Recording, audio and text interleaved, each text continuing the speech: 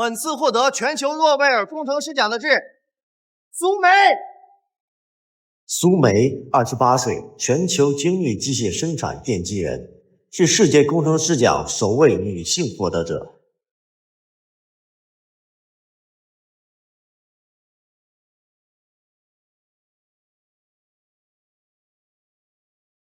你给我开门！我不能好好睡一觉，别吵。苏梅，你给我开门！我知道你在里面，你有本事搞破鞋，你没本事开门是吧？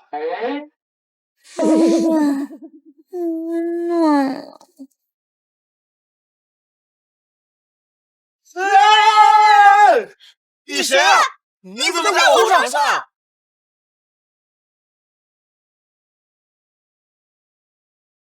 收音机，手电筒，这是缝纫机。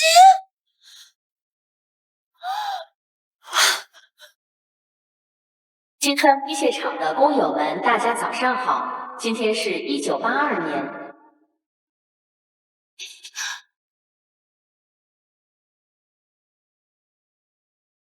1982，我穿越了！天赋音符不开门是吧？给我砸！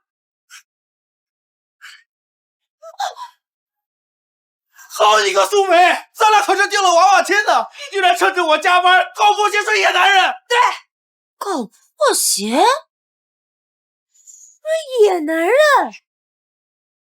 搞破鞋，睡野男人。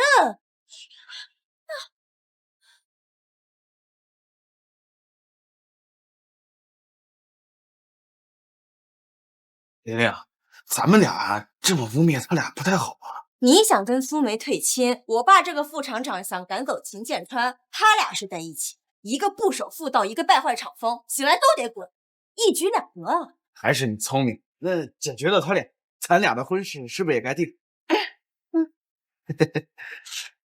我堂堂全球顶尖机械工程师，不仅穿越到了80年代，还被人诬陷搞破鞋睡野男人。天，这是什么天崩开局啊！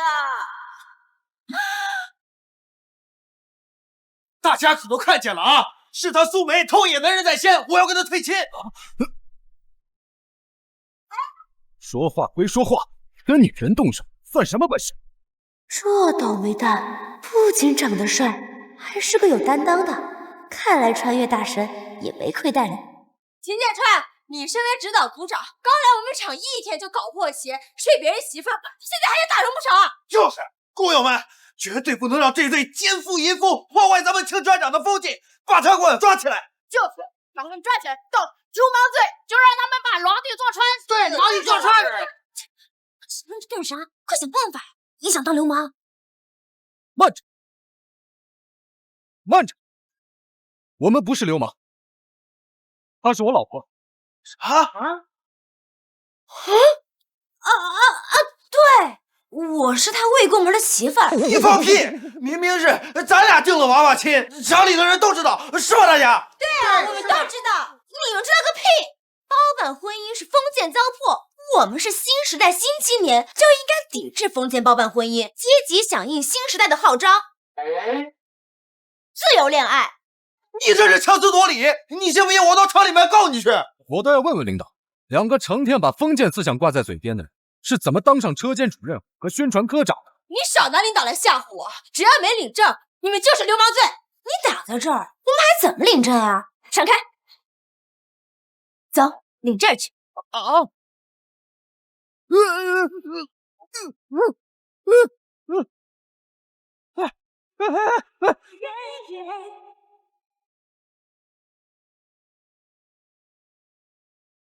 这就结婚了？怎么？难道你想被他们抓走当流氓？那倒不是。你放心，只要跟着我呀，以后保证你吃香的喝辣。苏梅同志，其实，哎呀，厂长，厂长，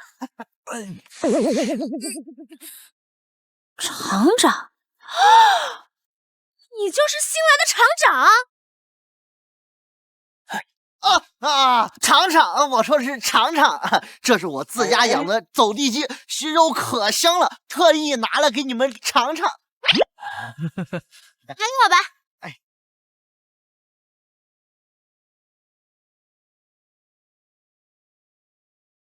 跟你说多少遍了，这次是私自探访，没搞清楚清川厂猫腻之前，不要叫我厂长。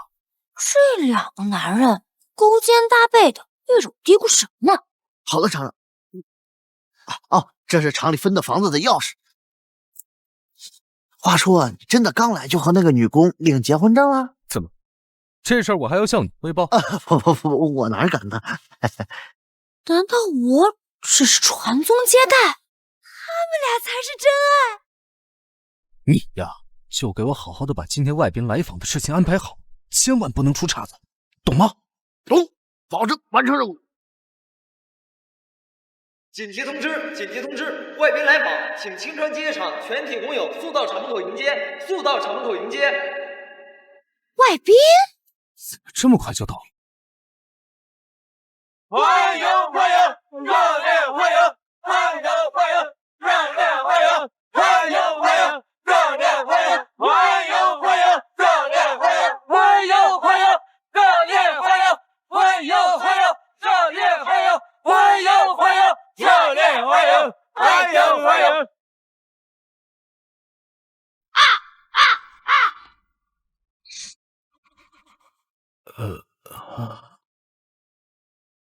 翻译呢？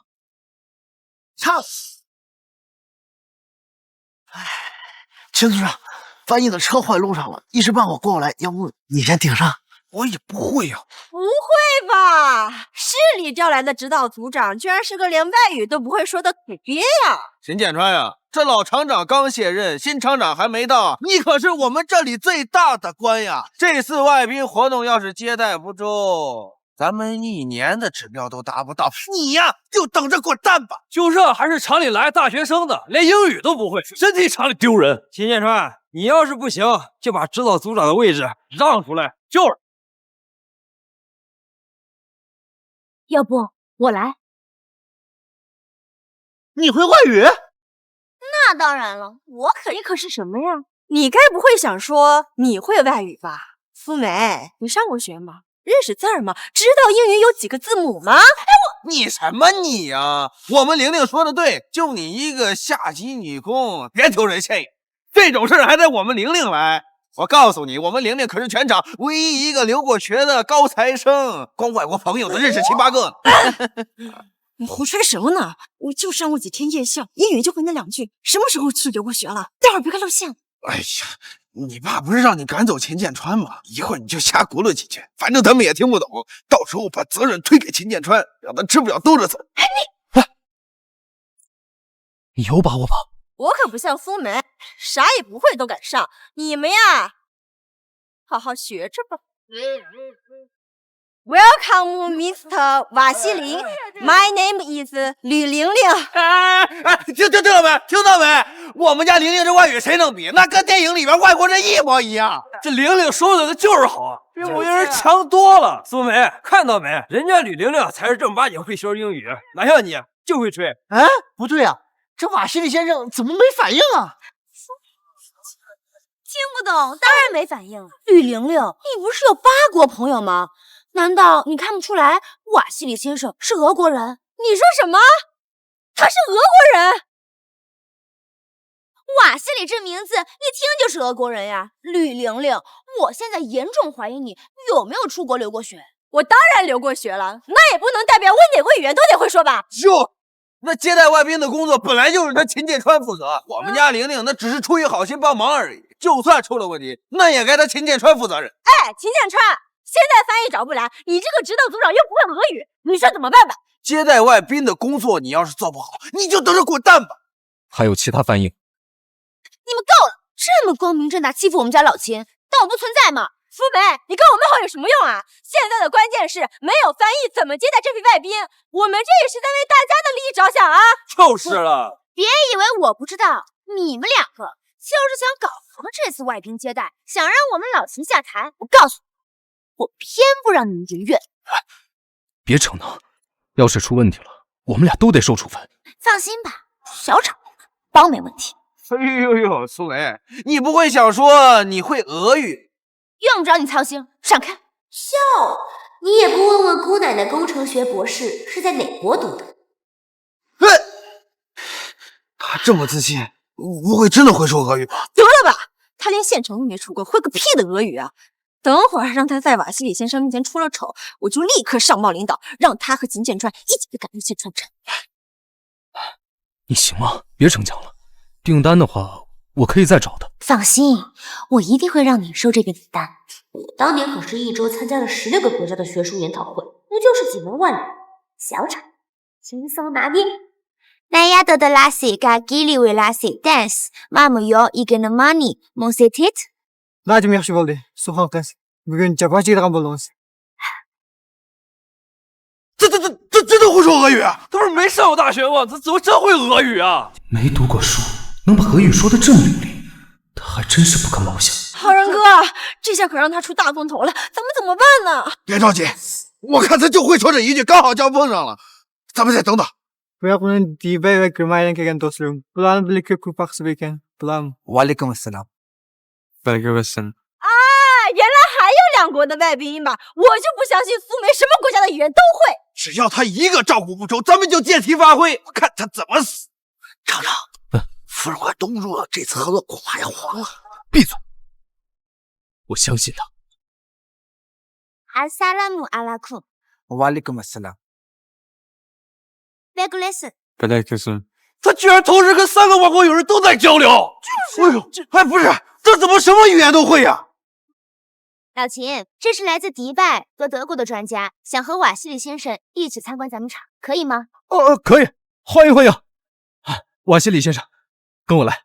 欢迎，热烈欢迎，欢迎，热烈欢迎。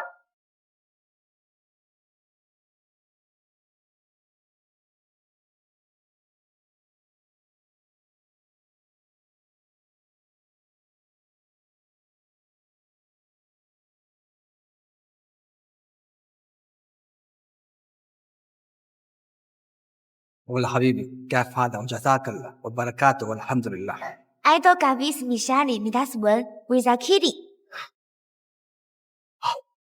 怎么样，老秦，没给你丢人吧？多亏了你，我们厂里才会签下这么大的订单。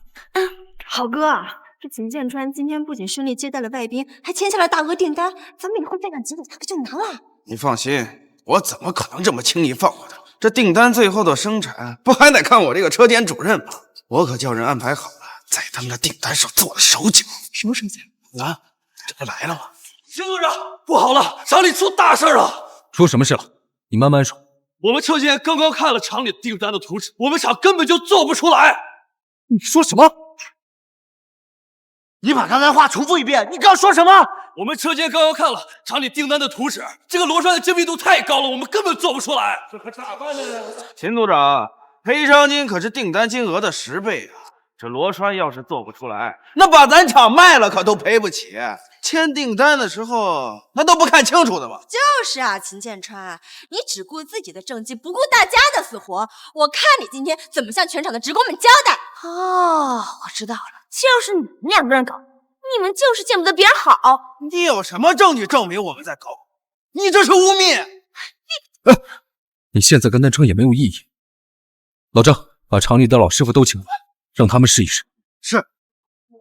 图纸都看过了吧？看过了。这次工作的精度非常的高，能否做出符合要求的螺母，是我们厂里生死存亡的关键。大家有没有信心？秦组长，这次工件的精密度太高了，你别说咱们厂了，就是把整个省里的8级工都调过来，都不一定能做出来啊。做不出来也得做，这是命令。我来试试。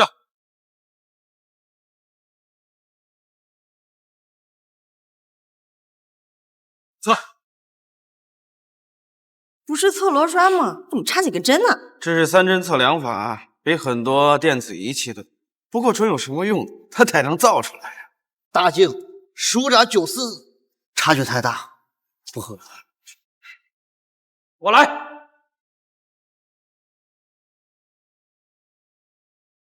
测。大镜14.61，中镜13.22，合格。我来，不就几个精度高点吗？总不至于被几个外国人看扁了吧？这老张可是咱省里顶级的8级工啊，去参加这个技术大赛都是拿特等奖。他要是做不出来，咱们厂神仙难救啊！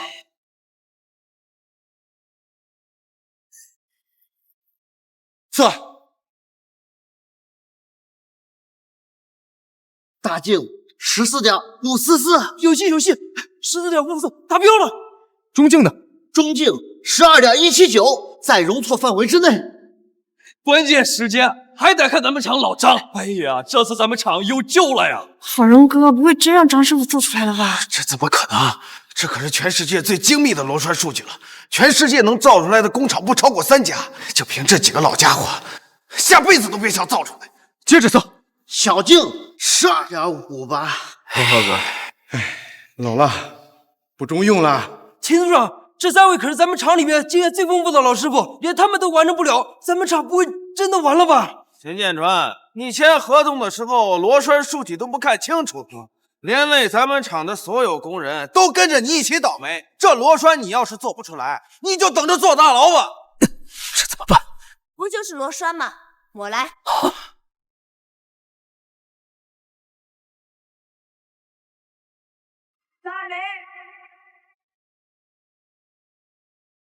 不就是螺栓吗？我来。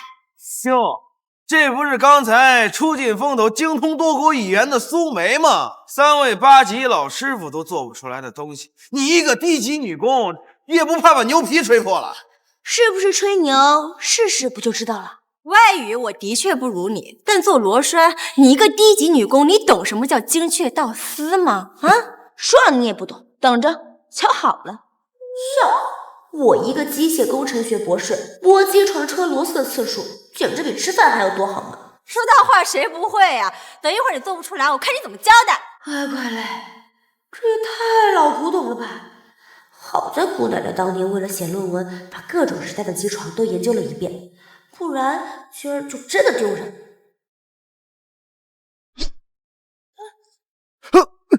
你没事吧？没事儿，我只是太久没有碰这种古董的东西，我先适应适应。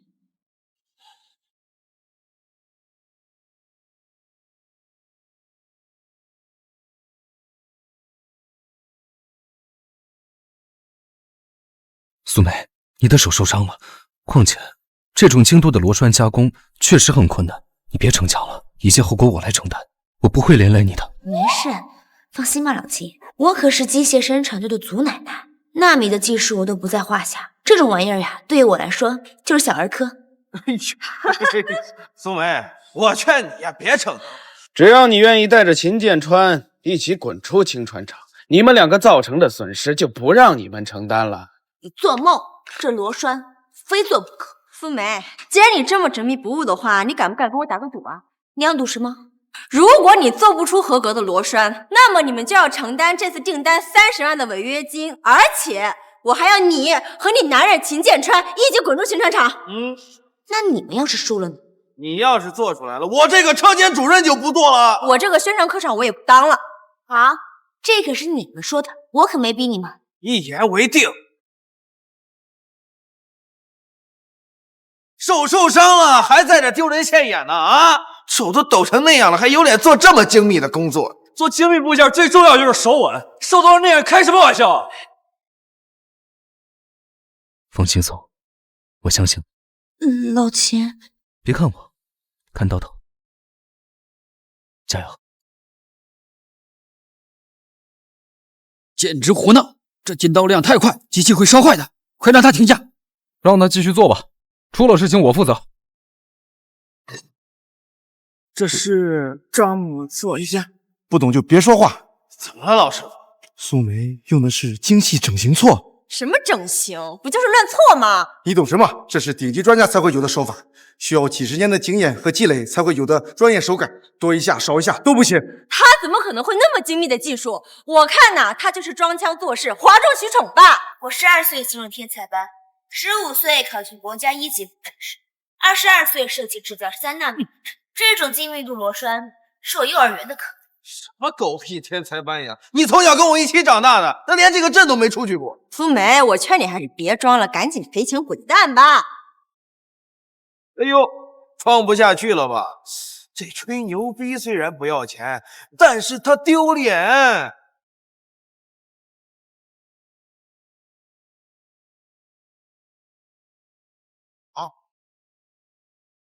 找你们最精准的仪器，测。去拿最精密的仪器，我亲自测。怎么会真做出来了？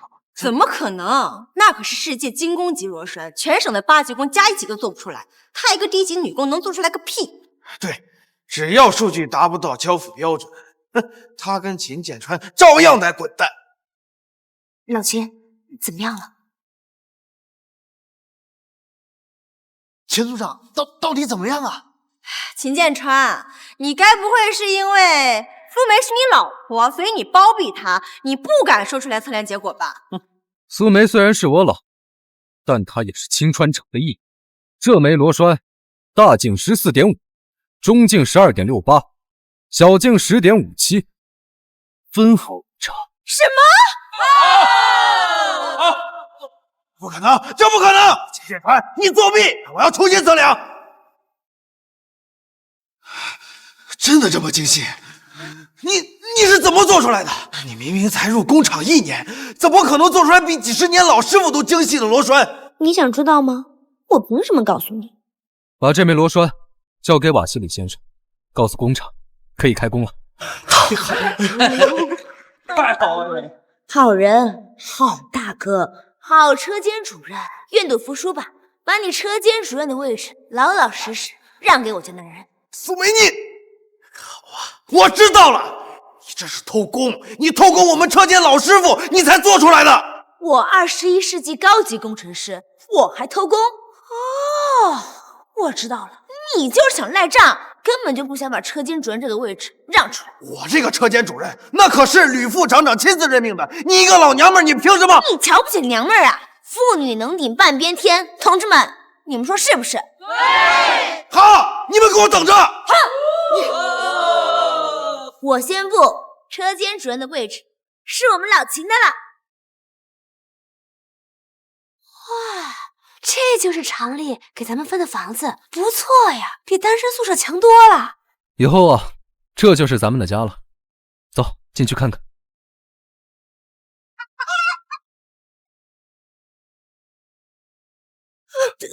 老秦，没想到你家还挺喜欢养小动物的嘛。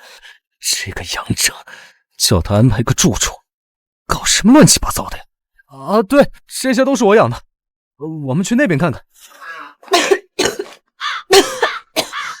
没事，我去收拾一下。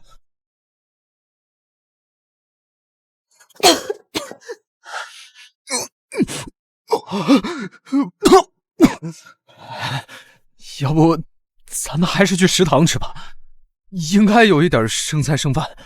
不是吧，老秦，咱们刚结婚，你就让我吃剩饭，我破防了。破房？不是，这房子虽然小一点，但也不破呀。啊？虽然现在条件艰苦，但我以后一定会让你住上大房子的。手脚笨，脑子也不好使，不就是做饭？起开！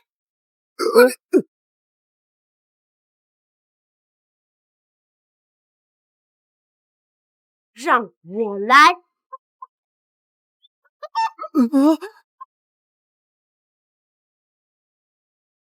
香吧？香。你说我们靠这个能赚钱买大房子吗？苏梅同志，我叫秦建川，今年26岁，这些是我这些年的工资，零钱不知道有多少，存折上是13465块7毛。现在我们是夫妻，就把它交给你保管了。80年代工人月工资才30-40块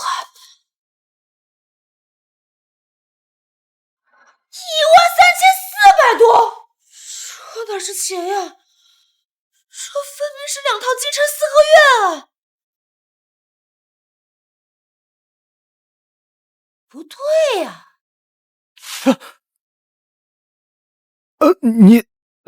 你干什么？你就是个普通的技术指导组长，这个年代一个月工资还不到50块，收这么多钱哪儿来的？你该不会是什么有钱人家的富二代吧？其实我闪婚巴黎老公是富二代，短剧恐怕都不敢这么写。算了，就算你不是，我也不会嫌弃你的。只要我们团结一心，日子肯定越过越好。不好了，怎么了？慌张什么？你先吃啊，我跟他有点事儿要聊。哇，他俩果然是真爱，一刻都不能分开。厂长，老夫人从国外回来了。什么？我妈回来了？老夫人听说你瞒着她娶了一位车间的女工，还没提前告诉她，在电话里给我一顿臭骂呀，非要亲自回来好好考察考察她这位儿媳妇儿。那她什么时候回来？最快明天。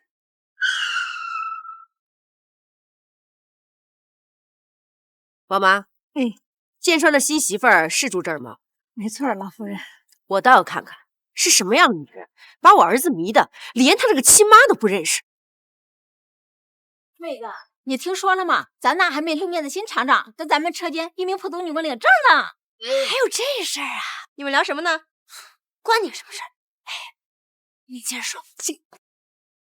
我听说呀，这新来的厂长人长得又帅，家里还老有钱了。他妈呀是在国外做生意的，最近呀专程回来去见自己的新媳妇呢。什么？新厂长家的老夫人还没见过这个新媳妇儿？太好了！要是我能提前讨到老夫人的欢心，那让新厂长改娶我当媳妇儿，还不是老夫人一句话的事儿吗？原来你们都知道了。知道什么呀？一没我来去，别打扰我听八卦。其实啊，我就是新厂长的媳妇儿。什么？她就是建川的新媳妇儿。吕玲玲，你们什么时候变成新厂长的媳妇了？你不是好人的对象吗？是他才配不上我的。其实啊，我早就跟新厂长在一起了，之前是怕你们羡慕嫉妒，就没告诉你们罢了。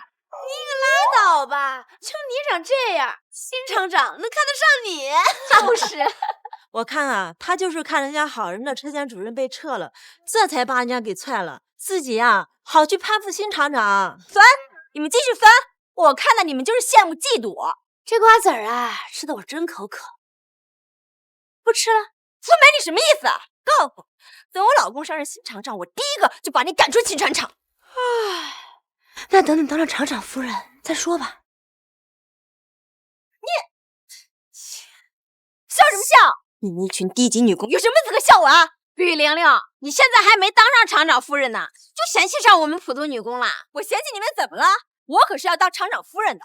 我告诉你们，你们要是敢像苏梅那个破鞋那样对我不敬，有你们好果子吃的。这就是秦建川找的好媳妇儿。夫人，你别生气，这年轻人有点脾气，很正常。正常？这种人绝对不能嫁给我儿子，门都没有。妈妈，跟我去见秦建川，我坚决不能让这种人嫁到我们家门来。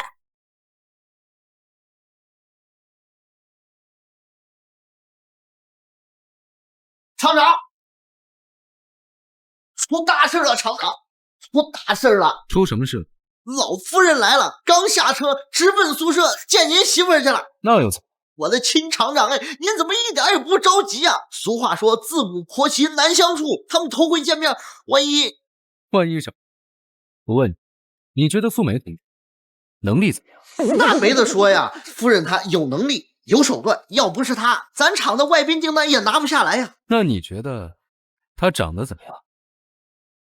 大胆的说。夫人年轻漂亮，长相周正，身高配你，说是咱们厂的最美厂花，她也不过分呐。那不就得了？苏梅同志能力出众，长得又漂亮，我妈喜欢她也来不及，能出什么事？秦建川，妈，你长本事了你！哎，老夫人，您这是？我告诉你啊，你现在立刻跟那个女工离婚。什么？离婚？妈，到底发生什么事了？我见着那个女工了，人品低劣，道德败坏，像这样的人怎么能进咱齐家门呢？告诉你啊，这事儿没得商量，赶快跟他离婚去。您先喝口水消消气，来，先坐。妈，您是不是认错人了？他人挺好。认错人了？我是咱国内第一批大学生，第一批被派出去学习的技术工人，第一个和国外做生意的女商人。你觉得我会连儿媳妇都认错吗？您肯定认错人了，不然就是有什么误会。什么误会？我亲眼看见的，他骂那些女工，还说自己是厂长夫人，让这些女工滚出青船厂呢。什么？这不可能啊！夫人她不知道厂长的身份啊！你们俩用脑子瓜子想想，他不知道秦建川你是厂长，他能刚认识你就给你领证吗？我告诉你啊，这个女人心机深着呢。她不是这样的，妈，这样我先回去问问她，如果她有什么冒犯到您的地方，我马上带她过来向你道歉啊！哎，我还没跟你说完话呢，你怎么就走了？哎，你这孩子真是娶了媳妇忘了娘。老夫人，为您安排的宿舍已经准备好了，要不您一步回家等厂长？我让你看着他，你怎么看的？我跟你说，晚点我再跟你说。妈妈，你跟小杨把家里收拾一下，我去买点菜，晚上让秦建川那小子回家吃饭。是老夫人。老秦回来了，快看看我今天的妆化的怎么样？苏梅同志天生丽质，不化妆也好看，赛牛眼光。哎，对了，你今天怎么这么早就加班了？有点事儿。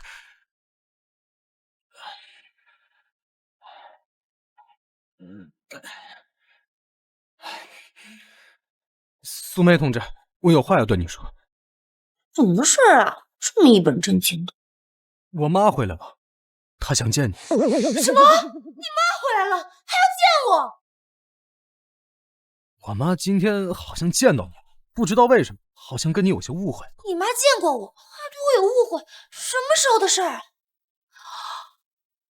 哎，难道是下午我在怼吕玲的时候？这也不能全怪我呀，是她先犯贱，我才怼她的。我妈这几天在这住，要不你去买点东西，我们去跟我妈解释解释。我这上一世没结过婚，败了我一点纪念都没有。上一世。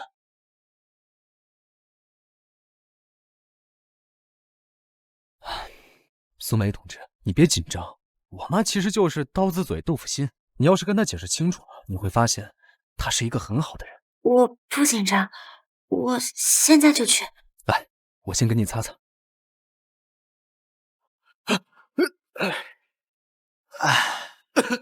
你怎么每次都冒冒失失的？又怎么了？厂里面出状况了，需要您亲自过去处理一下。可是，算了。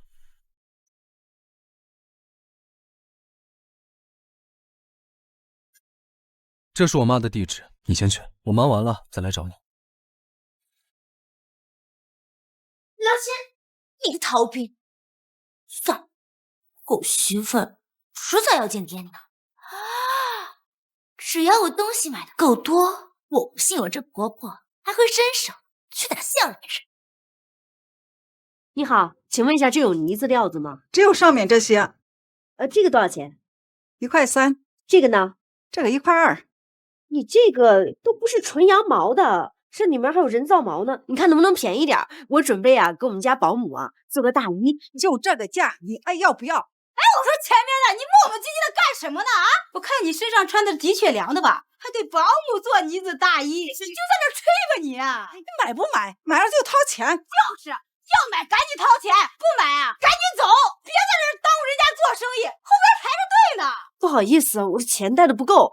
你这样子啊，你先给我留着，我一会儿再过来买啊。你装什么装呀？啊，这呢子料可是今年的抢手货，不买你别去你啊！没事吧？没事没事，谢谢你啊，小姑娘，没事。你这个人怎么撞人呢？人家说不买了吗？赶紧给这个阿姨道歉，快点！你刚才说什么？让我给她道歉？你这不都听见了吗？我看你这耳朵也没聋。哎呀，算了算了，我也没什么事儿，不能算。先来后到，有序购买，供销社门口写的清清楚楚。你今天必须道歉。我就不明白了啊！他在前面磨磨唧唧的，没钱买还装大款，怎么他不买还堵在前面不让我们买？他以为他是谁呀？王母娘娘啊！我说我不买了吗？我是说我钱没带够，我回家拿钱以后再过来买。哎，你可拉倒吧！没钱买就没钱买，还给保姆做呢子大衣，嘿，谁信呐？你这布料我都要了，你说买就买的。嘿，你个小丫头片子，你想怎么着？先来后到，懂不懂？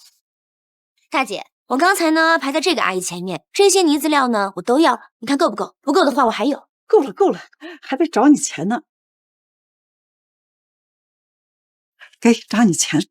阿姨，这呢子料你拿着。哎呀，小姑娘，这怎么好意思呢？这有什么不好意思的？我呢就是看不惯有些人欺负人而已。你个死丫头片子，你是故意的吧你？我就是故意的，怎么样？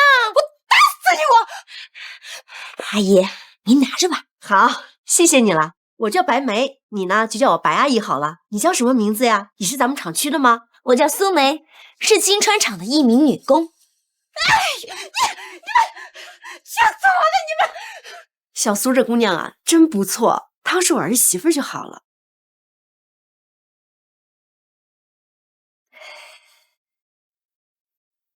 这都几点了还不回来？哎呀，你没长眼睛啊！对不起啊。是你？看你的样子，一看就知道你是厂长家的保姆，做事怎么这么冒失？小心我让我婆婆开除你！你婆婆？没错，我就是青川厂的厂长夫人，这个家未来的女主人。今天我来就是来见我婆婆的。果然就是这个女人。好你个秦建川，你还说我认错人了？我看看你找的是什么媳妇儿！你看看你，你明明知道我今天要来，你打扮的这么随意，你看不起我呀？唉，你不就说我是个保姆吗？那我还要打扮的多正式啊！怎么着也得……哇，这么瑰丽莹润，这珍珠项链挺好看的呀！哎，你干嘛呀？你还给我！哎，你一个下人怎么会有这么贵重的项链？一定是你偷我婆婆的，人赃并获！我先替我婆婆保管一下。太过分了，过分呀！更过分的还在后头呢。我告诉你，老太婆，等我以后进门了，我还要你天天伺候我洗脚呢。哎，你让开！你给我出来！礼堂巷17号。哎，找到了，老金他妈就住这儿。谁让你进来了？谁让你吃了啊？一点教养都没有！老太婆，你疯了！我可是未来的厂长夫人，你敢对我动手？我告诉你，这个家不欢迎你，就给我滚出去！你让我出去我就出去，你算什么东西啊？我可是厂长夫人，你不就是我们家的保姆吗？你信不信我告诉我未来的婆婆，让她把你扫地出门呢？吕玲玲，苏梅，是你？你来我婆婆家干什么？什么？这是你婆婆家？没错呀，老金给我的就是这个门牌号呀，我怎么跑到吕玲玲她婆婆家了？这个老金也太马虎了。小苏啊，小苏是你吗？白阿姨，你怎么在这儿啊？哎呀，今天啊，在供销社多亏你了。哎呀，举手之劳哦。那个，不好意思啊，白阿姨，我认错门了。你们先吃，我就先走了啊。改天我再来找你。给我站住！我让你走了吗？吕玲玲，你想干什么？哎，小苏，你们认识啊？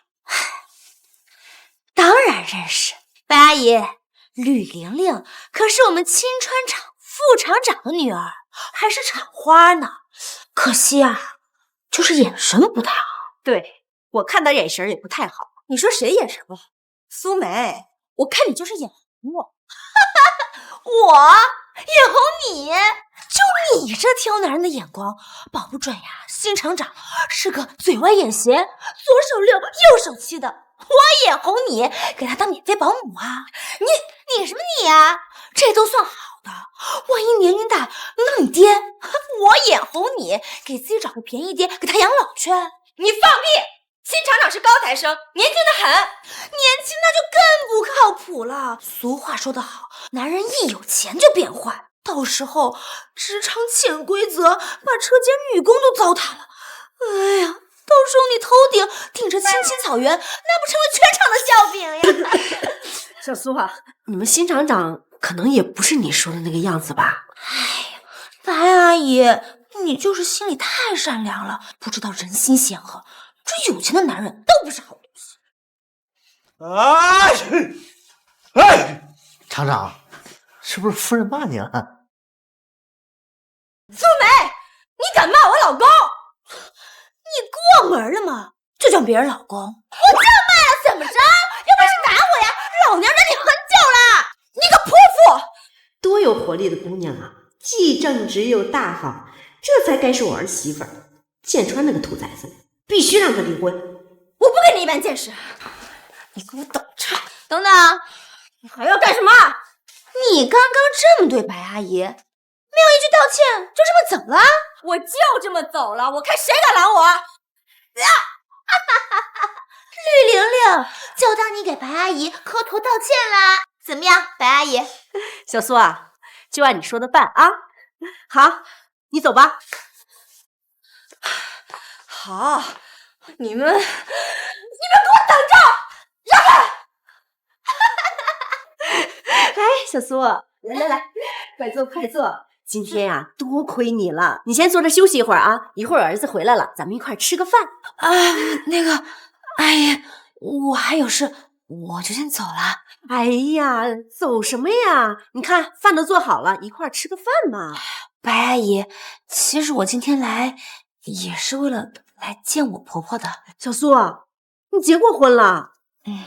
哎呀，真的是太可惜了。小苏啊，你介意再换一个老公吗？白阿姨，这不太好吧？这有什么不好的呀？我跟你说，我儿子很优秀的，跟你很般配的。哎呀，可是白阿姨，我已经结婚了。哎呀，现在的婚姻自由了，在离婚上有什么问题，阿姨都可以帮你的。哎呀，你看你这孩子还害羞起来了。我跟你说啊，阿姨有钱，你那口可以不乐意的话，阿姨可以出钱，多少呀？阿姨都出得起。你等着啊。来，小苏，你看。苏梅同志，这会儿应该已经到了吧？厂长，需要我陪你一起去吗？不用，我相信苏梅，已经把我妈说服了。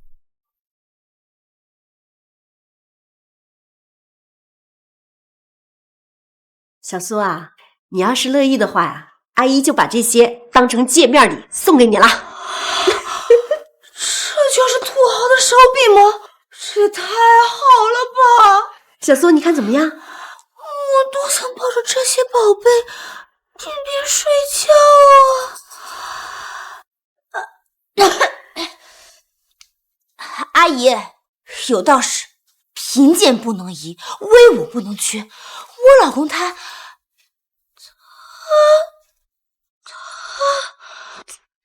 挺好的。完了，我快要被闪瞎眼的金玉腐蚀了！不行，我坚决不能背叛老秦同志。哎呀，阿姨，谢谢你的厚爱，我就先走了。妈，我回来了。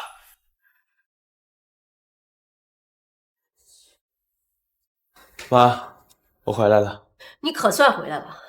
我告诉你啊，你跟那个女工的事儿，我是坚决不同意。我又给你找了个更好的，都怪你来晚了。你要来早一点，你们俩都见上面了。妈，你在说什么呢？我媳妇没来吗？当然来了。来，把这些给我拿回去。我告诉你啊，以后休想让她进咱家门半步。妈，到底发生什么事情了？让你生这么大气？你都不知道你找的那是什么玩意儿，都快把我给气死了！哎呀，一进家门把我当成保姆，对我一通使唤。这还没过门了，过了门他就反了天了。不可能啊，他不是那样的人。哎呀，我是你妈，我还能骗你吗？我看你是山猪吃不了细糠。我跟你说啊，你赶快跟他离婚，我给你介绍个更好的。妈，胡说八道些什么呢？我没胡说八道，我最近啊认识个姑娘，人不仅热心肠，而且长得还漂亮，还懂事儿。她要是能嫁到咱们家，那才是咱们家的福气呢。只可惜啊，她还没离婚呢。妈，你让我离婚，这叫折二婚的。二婚怎么了？只要人好啊，现在这婚姻自由了，咱家不介意这个。那谁，我不同意。你说你这孩子，你干嘛呀？哦，我媳妇还没吃晚饭呢，这排骨她肯定喜欢吃，我给她带回去啊。哎，你气死我吧你啊！你们之间肯定有什么误会。3天之后厂里要举办联谊会，到时候我让你们俩见一面，保证让你看到一个不一样的他。我回来啦。哎，你这端的是什么呀？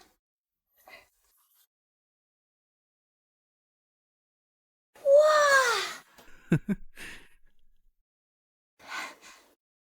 是菜。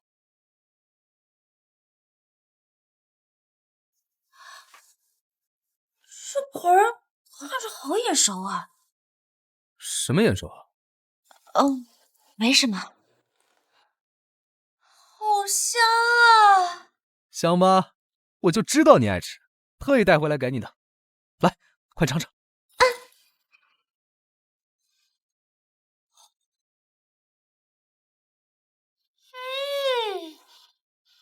好好吃啊！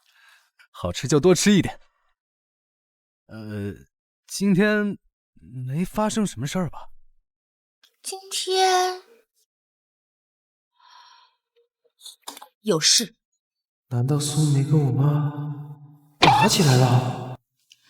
我今天本来是要去见你妈，也就是我婆婆的，但你猜怎么着？我碰见吕玲玲和她婆婆在吵架呢。吕玲玲？而且她婆婆我还认识。你认识？对呀，我上次去供销社买东西，她钱没带够，我还帮了她。这都什么乱七八糟的？你和我妈没发生什么不愉快吧？别提这个了，我按照你给的地址找过去，结果刚到门口就听见吕玲玲和她婆婆吵架呢，当时就没有惯着她，帮阿姨狠狠地出了一口恶气。确实，她那种人是应该教训一下。那个，我妈……在说这些之前，得先说说你的问题。我？老秦同志，你看你给我地址对吗？你怎么连你亲妈地址都能搞错？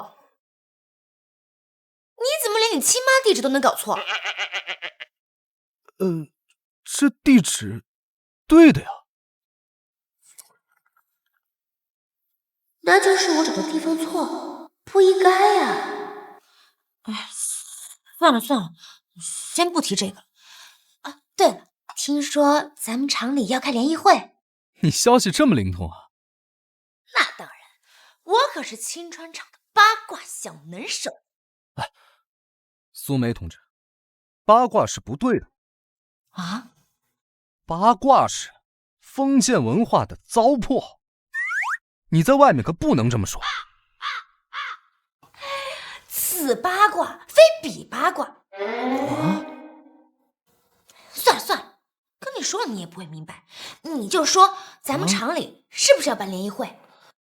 对，我们青川厂是厂区标杆，每年都要作为东道主邀请机械厂、纱厂、纺织厂来参加联谊会。联谊会的项目有唱歌，电焊友谊赛，对了，还要评选最美厂花呢。好，展现我个人魅力的时候终于到了。苏梅同志，我还有一件很重要的事情要告诉你。出什么事儿了？联谊会上我要给你一个惊喜。什么惊喜？到时候你就知道了。我会在全厂职工面前让你成为万众瞩目的厂长夫人。你听说了吗？咱们青川厂的厂长今天到来着。哇，真的假的？当然是真的。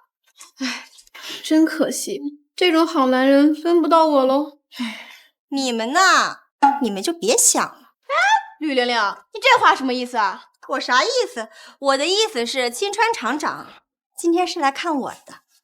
天啊，也就是说，她是咱们新厂长的夫人了。那要是这样，她岂不是一步登天了？那肯定的呀。哎呀，玲玲，还是你有本事。是，这以后呀，是不是该喊你厂长夫人了呀？那肯定的呀，玲玲，就是你以后要是当厂长夫人了，可别忘了我们呀。那当然了，等以后我跟厂长结婚了呀，肯定不会亏待你们的。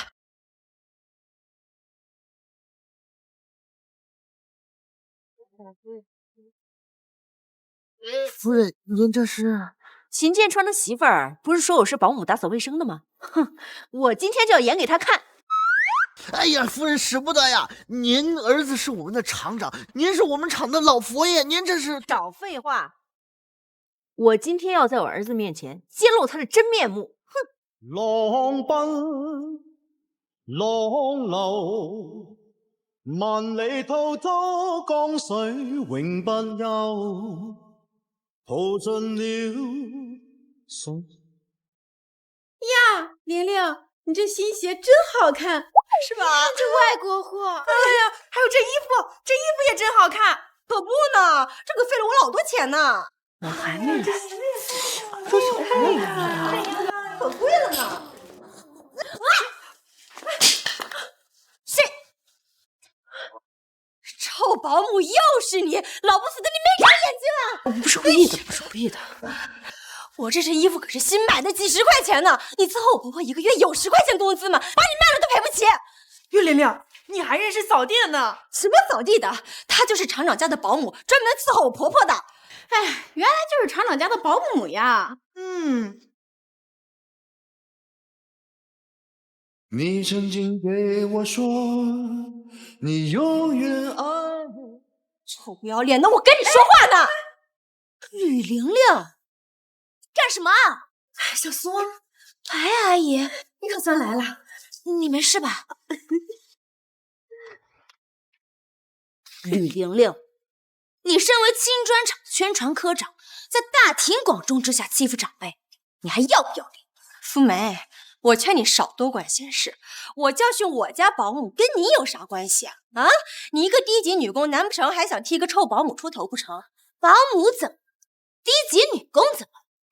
就连标语都说了，咱们工人有力量，咱们工人最光荣，我们不偷不抢，挣的每一分钱都是靠自己勤劳的双手挣来的。你作为一个宣传科长，这么快就脱离群众，暴露资本家的丑恶嘴脸啦？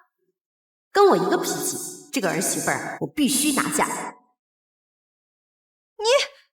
你血口喷人！你说谁是臭资本家呢？啊，你这都对号入座了。我要是说别人对得起你吗？我不跟你废话。老不死的，我这身衣服50块，赶紧赔钱。你一口一句老不死的，你家里是没有老人，还是你活不到老的那一天呀？至于你这衣服，我这衣服怎么了？我这衣服桑蚕丝的，哈哈，这桑蚕丝，你这就是最便宜的泡泡纱，全身上下加起来不超过20块，你张口就要50。是这个臭保姆泼我脏水在先，我这身衣服我说是什么面料，它就是什么面料。好，50是吧？算是像小苏，他这衣服压根都不值50块钱。白阿姨，没事，50块钱我赔给你。至于你这身衣服吧，现在是我的了。苏培，你敢扒我衣服？你什么意思啊？我钱都给你了，这衣服当然就是我的了。我跟你拼了！臭保姆，你还敢拉我不成？你说谁是保姆呢？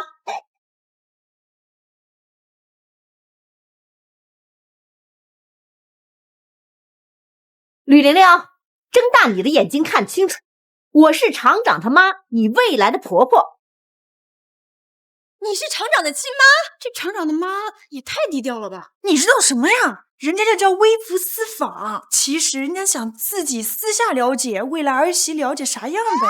这要是厂长母亲的话，她刚刚吕玲玲那样对她，这门亲事不是黄了吗？阿姨，我知道错了，阿姨，对不起，我刚刚不知道你是刚才。吕玲玲，我总共见过你3次，这3次你是一次比一次让我失望。3次？阿姨，您搞错了吧？我一共才见过2次。第一次在你们小院门口，你苛待女工；第2次在我们家里，你误认为我是家里的保姆，对我拜高踩低。今天也是，我穿上这身衣服，你就对我颐指气使；我脱了这身衣服，你就对我低眉顺眼。你是看人下菜碟啊！你不管怎么说也是副厂长家的女儿，你这么没有素质，你配不上我儿子。阿姨，我知道错了，阿姨，我真的知道错了，阿姨。还是小苏好，我呀越看越喜欢。是你苏梅，都怪你！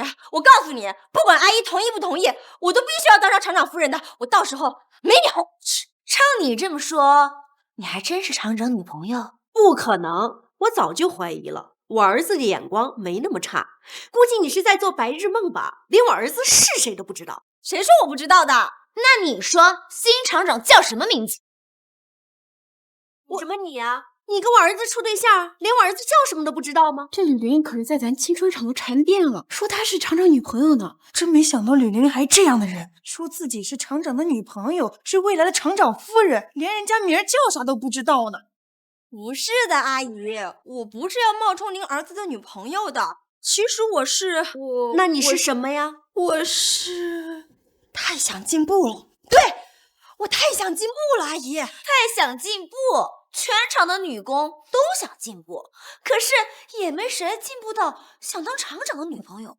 吕玲玲，要不是白阿姨今天展露身份，你还打算装下去？我没有。你没有，你这段时间到处宣扬自己是厂长女朋友，还强迫他们给你送礼。送礼？吕玲，贪污受贿可是要坐牢的。阿姨，她胡说的，我真的没有，我跟他们闹着玩的。尊敬的各位工友、各位领导，我宣布4场联谊会正式开始，请大家有序入座。一会儿再给你收拾。有请今天第一位表演者，她就是来自我们青川厂的厂花吕玲玲。我可是蝉联3届的联谊会冠军，苏梅你个土包子，凭什么跟我争？等新厂长见识到我的风采，就算老婆子反对，我这厂长夫人也当定了。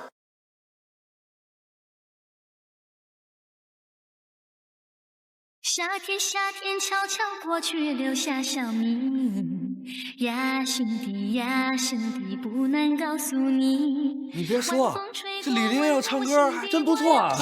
是啊，要我说呀，这种的联谊会就得多搞，光听女工唱歌那就够抢入的了。不能忘记你，把你写在日记里。唱的什么呀？上不了台面又伤风化。我觉得还可以呀。小苏啊，你要是喜欢听的话呀，就让他多唱2首。我家里啊还有录音机和磁带，你要喜欢的话，一块送给你了。看出来没？厂长妈真是看上苏梅了。可是苏梅不是嫁人了吗？都叫我回忆，就在秋天的梦里。老夫人，这个唱歌比赛办得不错，谁要拿了第1啊，我出奖金500块。500块，那可是咱厂组长1年的工资。这简直是80年代的榜一大姐呀！哎，小苏啊，要不你上去也唱一首？我觉得你随便唱唱啊，都比那吕玲玲强。放心吧，白阿姨，我帮你把这500块钱给赚回来。我劝某些人呀，五音不全，还是不要上台来丢人现眼了。毕竟这唱歌呀，可不是打螺栓，得靠天赋。一首歌能跑8个调，不专业。你说谁不专业呢？我唱的可是又高级又专业的港台歌，你个土包子，你听得懂吗你？什么港台歌？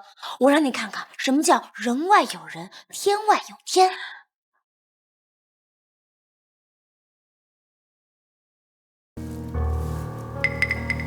看吧，他根本就唱不出来，站在台上装什么呢？下去吧。是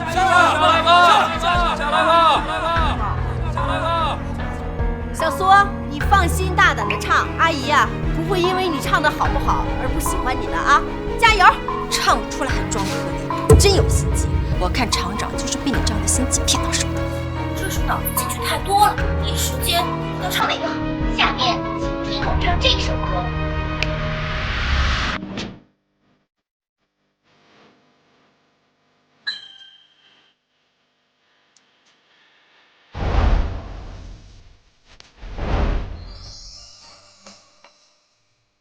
苏梅开口会，这个太棒了！英文歌，苏梅唱的竟然是英文歌，这比李玲玲厉害了不知多倍呢。他唱的这是什么歌啊？你们听过没？管他什么歌呢，我反正好听就完了，我太喜欢了。不就是首蹩脚的英文歌吗？根本就没有一点震撼的感觉，垃圾！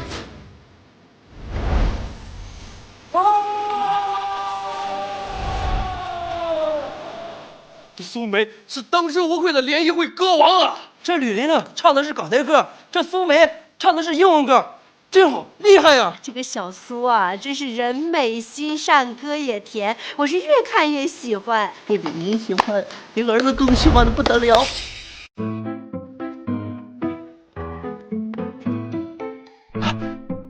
里面情况怎么样？夫人和吕玲玲在里面拼唱歌了。老夫人说，越看夫人越喜欢。那我现在进去，来。哎，等，厂长，你办这次联谊会是为了给夫人过生日，可你这个生日礼物需要好好打扮一下呀。怎么打扮？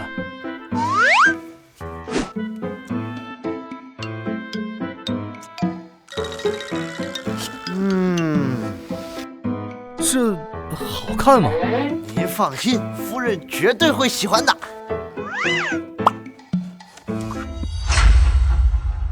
各位，今晚的唱歌比赛已经结束了，开始投票，选出今晚的歌王。苏梅，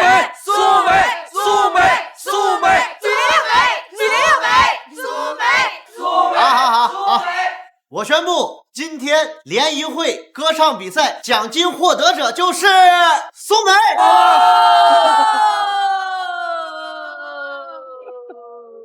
凭什么？该死的苏梅，明明获胜的应该是我才对。没得奖的，大家也不要着急，咱们青川厂的新任厂长为大家准备了红包，一会儿由新厂长和苏梅一起颁发给大家。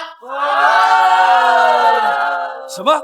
新厂长要来？杨正，咱们新厂长的新厂长到了，赶紧把他请出来呀！大家不要着急，新厂长早就已经到了。不过厂长交代我要先把今晚的大奖颁发给苏梅。来，把奖品抬上来。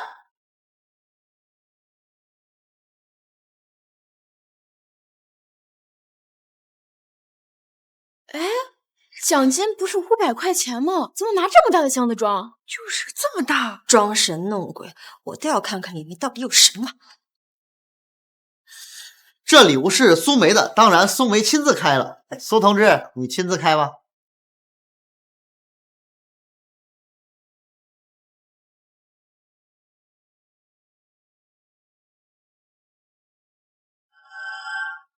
苏梅同志，生日快乐！是你？怎么了？不喜欢吗？哎，喜欢。你这头上的蝴蝶结特别好看，下次别戴了。对了，今天是你生日，这是送你的礼物。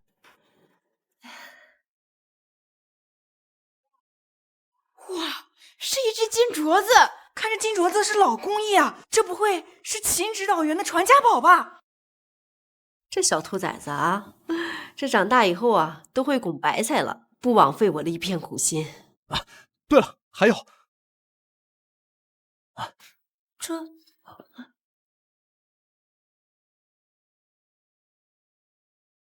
关于青川厂厂长一职接替人选，秦建川，你敢以下犯上，私自把厂长的职位给苏梅，你这是以公谋私，你这是要被抓去调查的。阿姨，你看这个苏梅，她不但处心积虑的接近你，她男人秦建川还仗着指导组长的职位，暗箱操作，把厂长的职位给这个苏梅。你赶紧打电话把厂长叫过来，把他们赶出青川厂啊！把我赶出青川厂，你行吗？秦建川，你别得意，这位可是厂长的亲妈妈，你刚才所作所为，她可都看到了啊！看到了。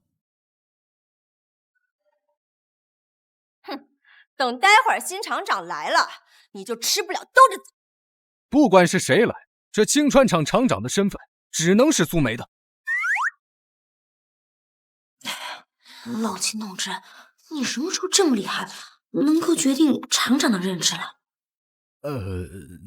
你就说你当不当吧。我还是算了，当厂长多累呀！你不知道，我以前工作的时候太辛苦，现在好不容易可以休息休息，当然要干不一样的事。不一样的事情？对，厂长当不了一点，因为我还有别的计划。阿姨，你看，他们就是狼狈为奸。行了，你别说了。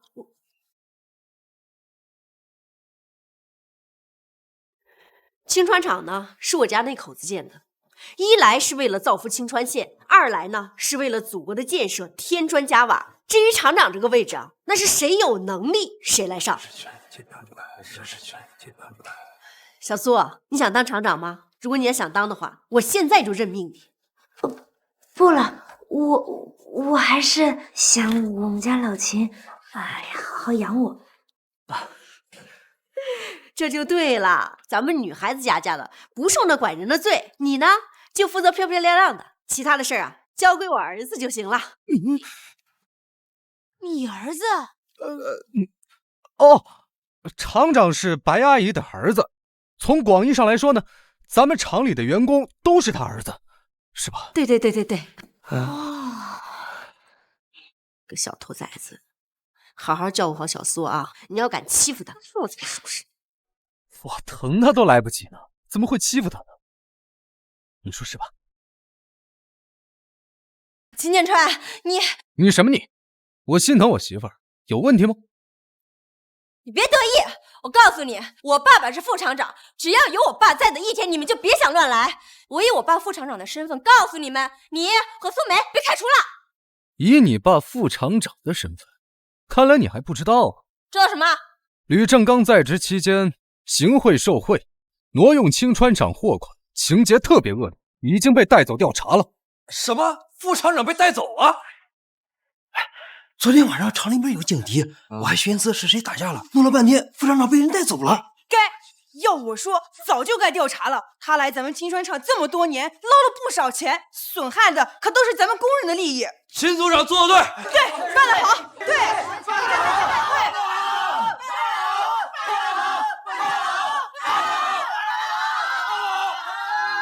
不可能！我爸爸怎么可能被抓？你胡说八道的！你不相信？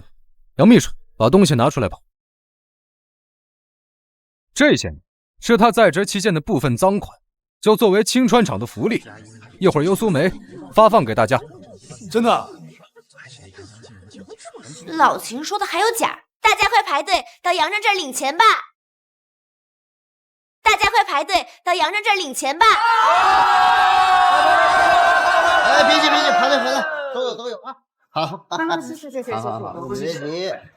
别急，别急，排好队啊，排队啊！苏梅，你给我等着，我爸爸是清白的，肯定能被查清楚的。后面别急啊！对了，老秦，我找你还有一点事，出去说。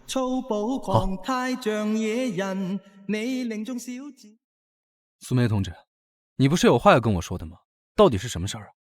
老秦同志，我想好了，我觉得咱俩虚假的婚姻可以结束了。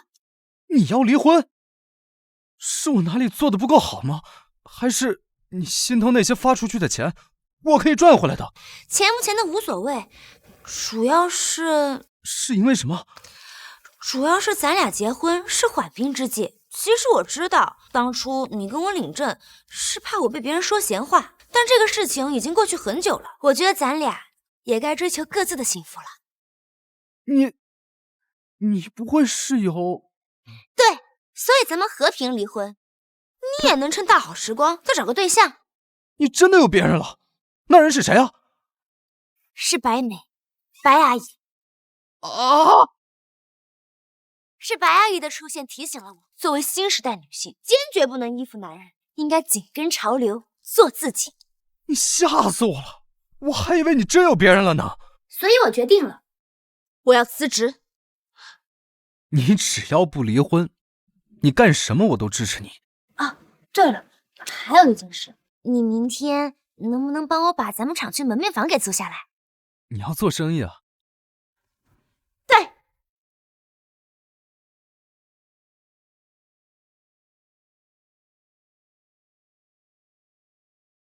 啊，不错不错。合同的事情你搞定了没？哎，我的厂长哎，你这不是让我做强盗吗？人家服装店开得好好的，你非得让我杨秘书，我可是给了你2倍的价钱。我记得在我当厂长之前，你跟吕厂长走得挺近，他还送了你几瓶好酒。办妥，必须办妥。厂长，你放心，我马上就去签租赁合同。孺子可教。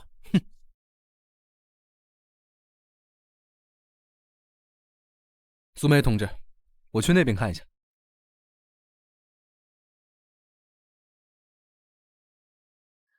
好人哥，还是你对我好，你真的要把这家门面租下来给我呀？那必须，毕竟咱俩之间要结婚的嘛，以前的事儿就算了。苏梅，你怎么在这儿？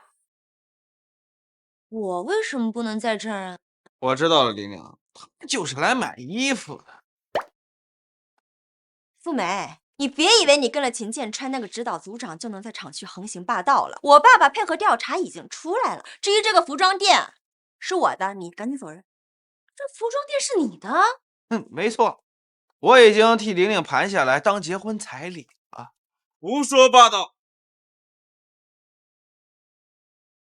这家店明明是我送给苏梅同志的。哎呦，老秦，转让和租赁合同是不是还没有签下来？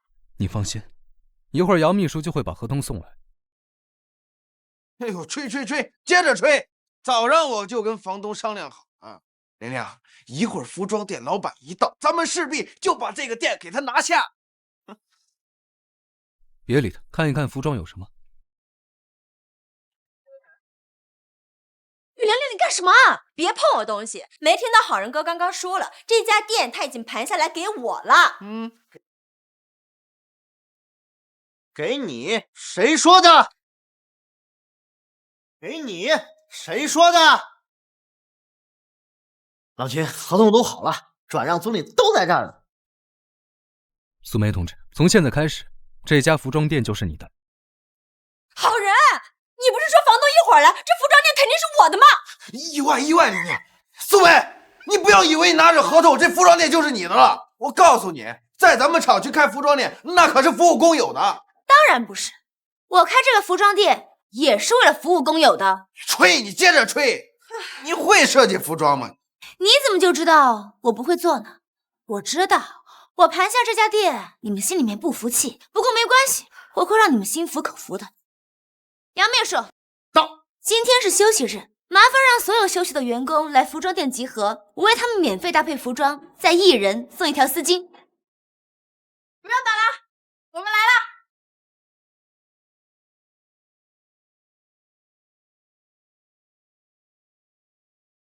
我宣布，新川厂服装大赛正式开始。吕玲玲，你敢跟我比吗？比就比，我怕你！谁搭配的服装好的越多，这个服装店就是谁的。OK， 各位，比赛准备好了吗？时刻准备着。开始。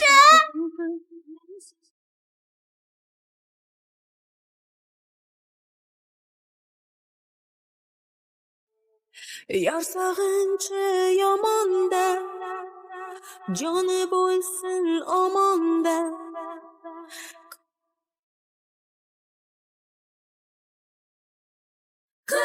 Kanal, 你是在进 Kanal. 这一叫走就。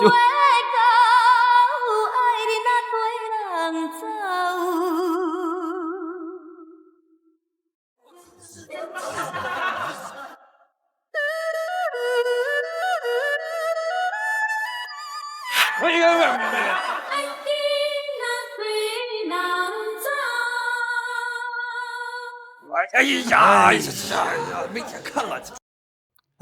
苏梅的队伍来了！啊！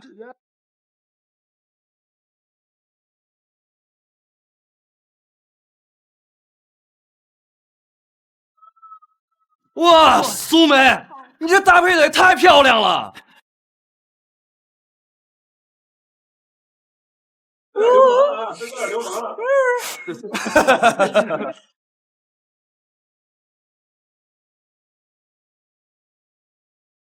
我看过人家香港那边的走秀，这苏梅把咱们这边打扮的比电视上还好看呢。哎呀，是啊。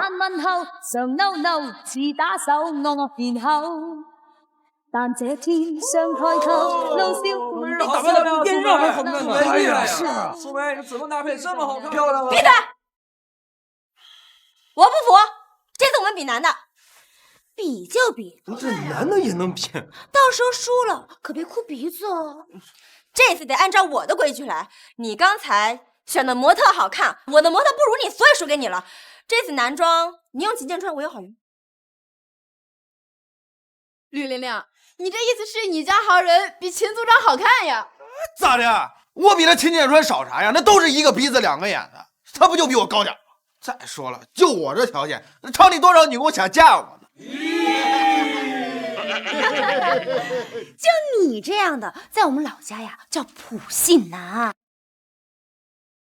就说你敢不敢吧？有什么不敢的？老秦，走。走。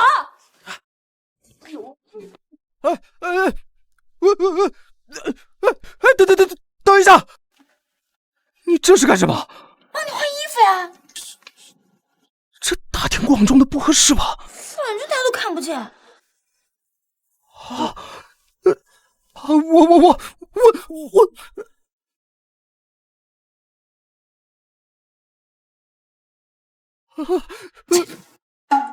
赶紧换上！哎呀，快点！你快点换呀！这都说什么也得赢苏梅。玲玲，你放心，我好人比那秦建川帅多了。只要你稍微一给我打扮，咱们绝对超过苏梅。那当然了，我的眼光比苏梅好的可不止一点儿。你呢也比秦建川帅。只要咱们赢了这最后一局，这服装店就是咱的了。这必须的。哎呀，这咋还不出来呀？哎，快了，苏梅出来了，我们已经好了。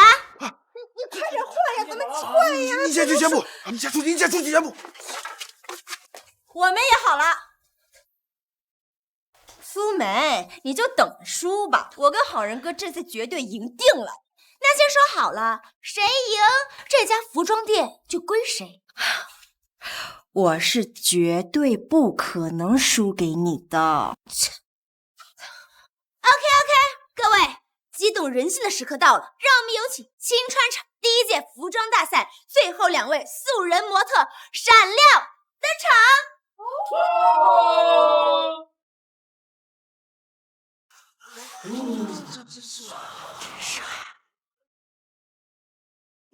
厂长怎么这么帅啊？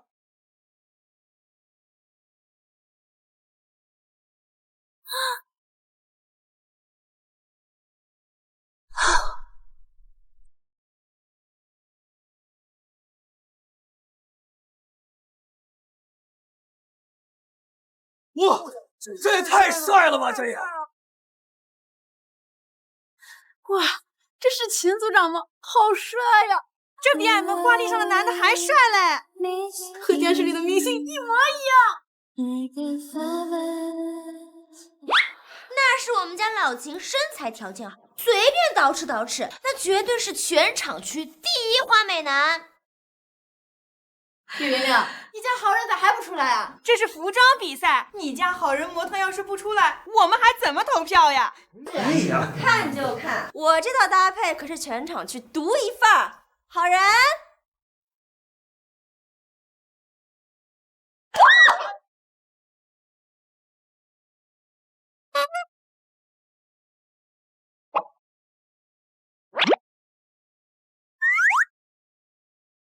他总是只留下电话号码，从不肯让我送他回家。听说你也曾经爱上过他，真金跌头两无法亮亮，自拔。你这是把哪个娘们都花裤衩，幸好是当围脖用了呀！就是，还跟我们传统那个二傻子没啥两样啊！各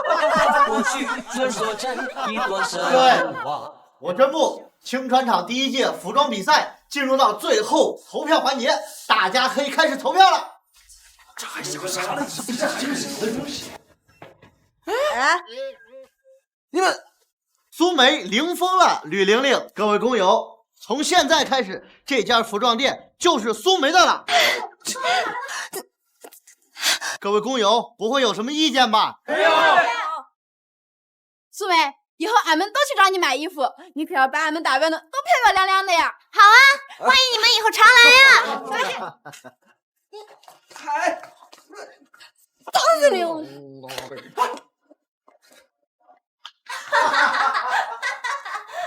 对了，我要出去一趟，你们俩帮我看好店。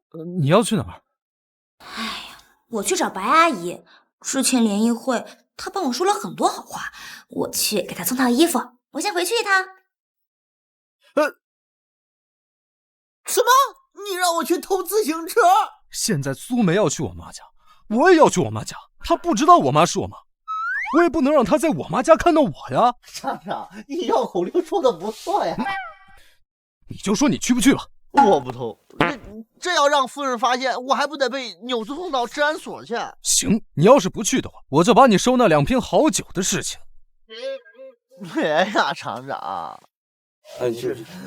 去，我去还不行吗？保证给我把事情办好，不然的话，扣你半年奖金。哎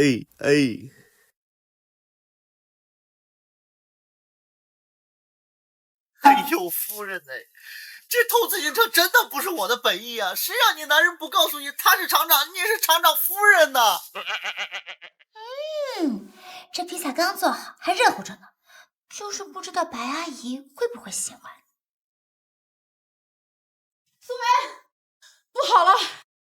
发生什么事儿了？你快去看看吧！我刚看有个蒙面小偷推着你家老秦给你新买的自行车跑了，你快看看吧！偷我自行车？那就得承受我的洪荒之力！偷车贼，给我站住！站住！别跑！给我站住！你别冲动！给我站住！看人是犯法的！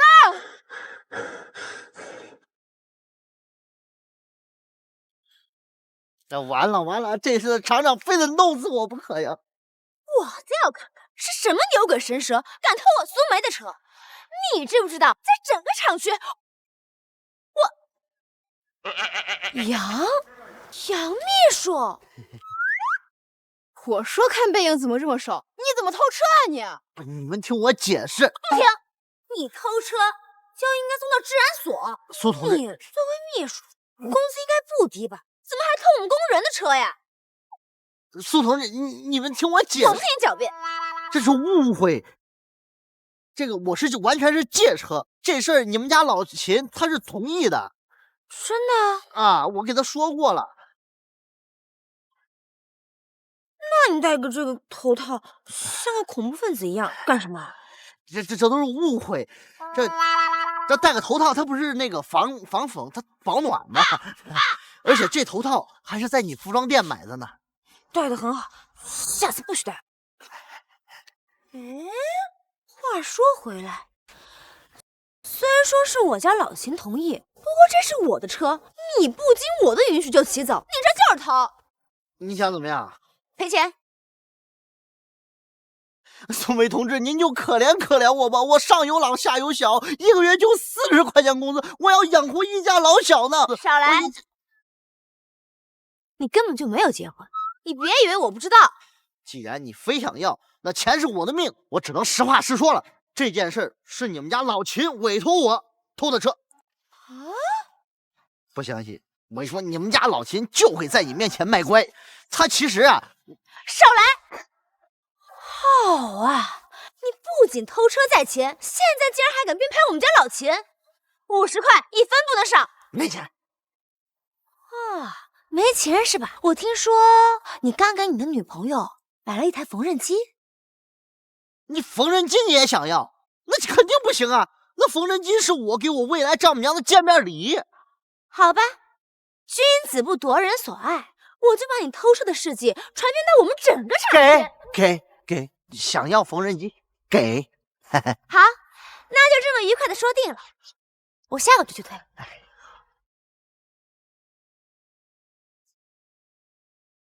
造孽呀！那100多的3个半月的工资，那是全新的呀！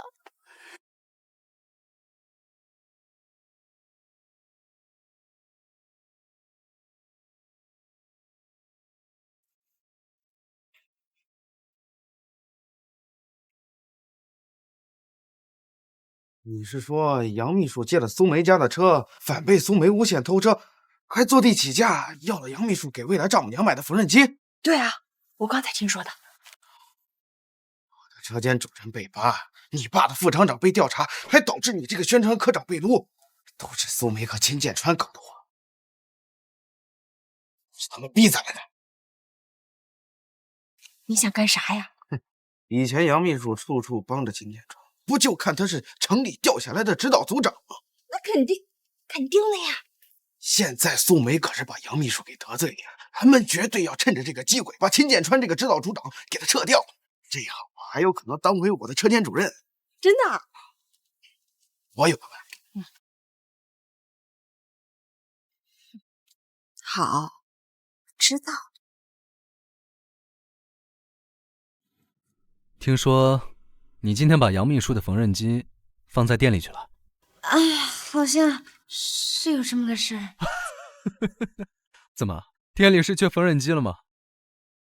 哦，对了，我跟纺织厂打过招呼了，他们说有几位退休员工想去你店里当裁缝。真的？这可真是帮了我大忙了。你呀，真是一点都闲不下来。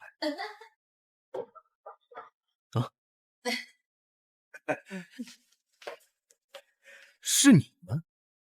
是吗？你们这是？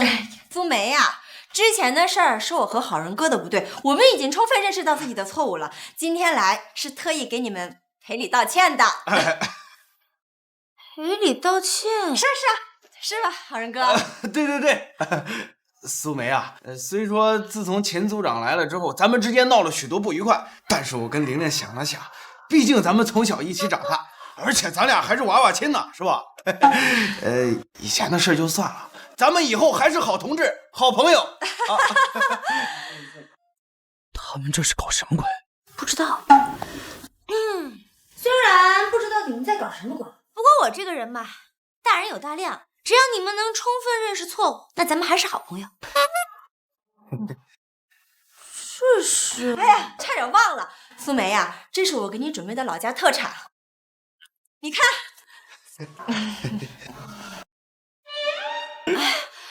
这怎么好意思嘛？哎呀，都是便宜货，不值钱。那个，就先放这儿了，我们先走啊。别送了。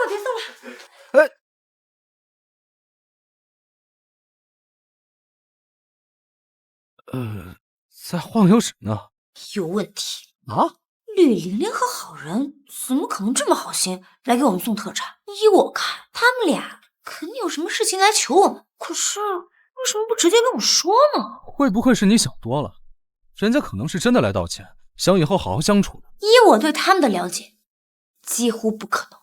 你这小脑袋瓜子，一天天的胡思乱想，肚子饿不饿？带你去吃点东西。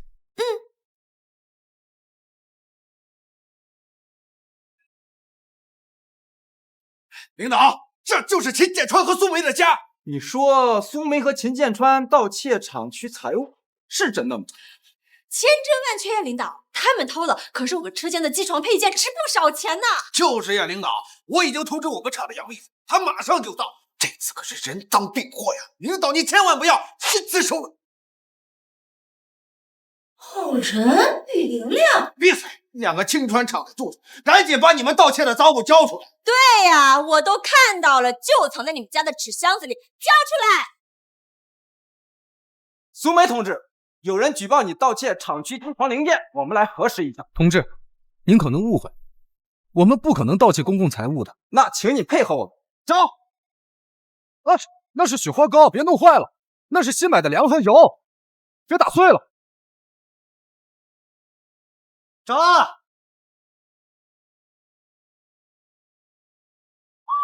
没错，这就是厂区集团重要零件。你们两个还有什么话说？领导，他们两个就是想趁我们新厂长没到，所以在城里为所欲为啊！盗窃公共财物，应该立刻把他们两个抓进去。说的对，就该把他们立刻抓进去。我说你们怎么这么好心，给我们送特产，原来是给我挖坑啊！哎，我们给你送特产，可没给你们送零件呀！这零件就是你们偷的。秦建川，这下你这个指导组长恐怕要滚蛋了吧？你让谁滚蛋呢？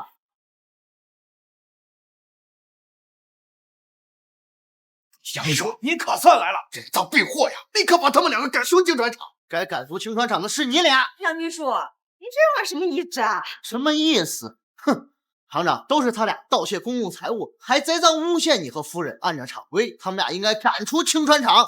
厂长，老秦同志，杨秘书的演技不错呀。厂长，这是个误会呀，是他们俩举报我们才来的呀。我知道了，你们先回去吧。是，收队。秦组长，秦厂长啊，这都是误会呀！你说这不是大水冲了龙王庙吗？唐秘书，你也是的，你怎么不早跟我说呀？好人，你简直太让厂长失望了。你知道不知道，联谊会副厂长被调查那一天，我就建议厂长辞退你，但厂长爱惜人才，看你没有过多参与贪污和受贿，决定再观察，重用你。结果你呢？厂长啊，这都是误会呀，都是误会呀！是啊，秦厂长，这都是误会。好了，好人，你太让我失望。中用的事情以后再说，看你表现了。别呀，厂长，别呀！建川，你玩真的？你真是厂长？这件事情说来话长，回礼物我再跟你说，好吗？哎，厂长，咱们厂乒乓球比赛还办吗？接着办。好嘞，我这就通告全场，明天乒乓球友谊赛。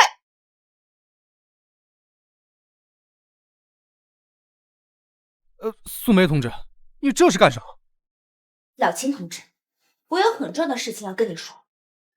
你可以说了。我想好了，我们离婚吧。什么？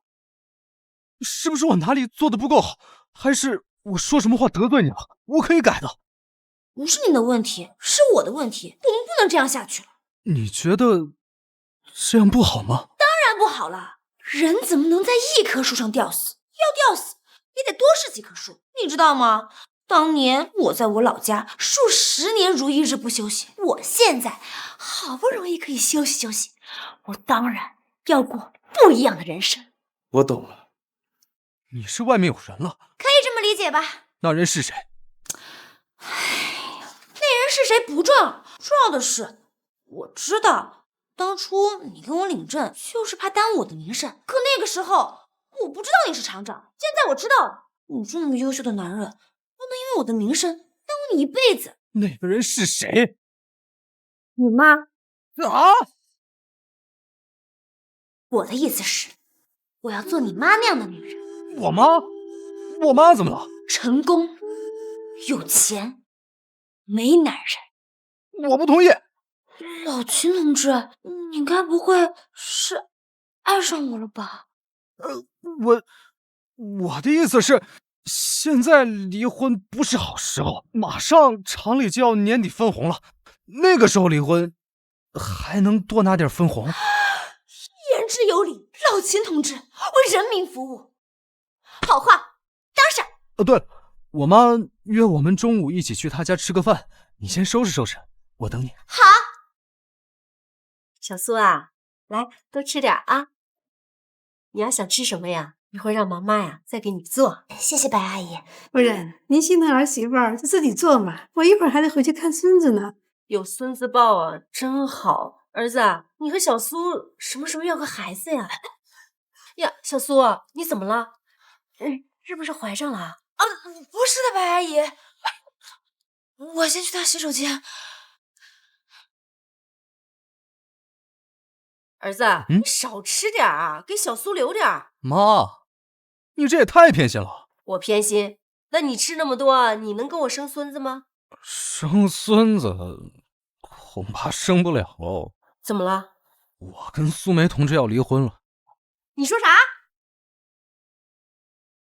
小苏要跟你离婚？妈，你小点声，别让苏梅听到了。儿子，你说说，这么好的儿媳妇你都守不住，要你有啥用啊？她要向往自由，我也没办法呀。还是你没本事。你呀，你们俩要是有个孩子，那还能会有这回事儿？现在说这些有什么用？你也知道没用，关键时候看你妈的。白阿姨，你们在聊什么呢？